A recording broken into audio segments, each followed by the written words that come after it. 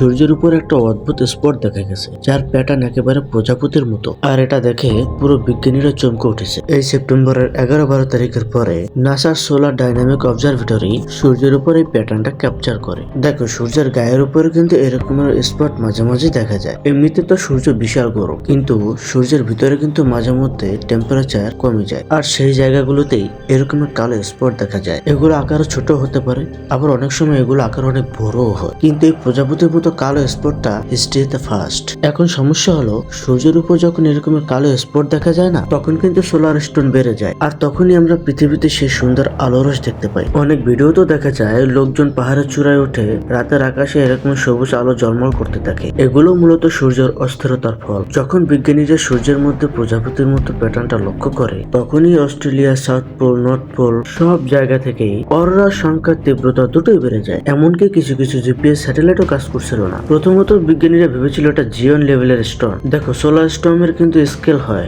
G1, G2, G3, G4, G5, যেখানে G5 মানে হলো পুরো পৃথিবীকে ধ্বংস করে দিতে পারে। তো এবার বিজ্ঞানীরা ভেবেছিল এটা G1, কিন্তু পরে দেখা যায় এটা G3 লেভেলের স্টর্ম, যেটার পাওয়ার এতটাই যে বিজ্ঞানীরা কল্পনা করতে পারে না। Like and subscribe.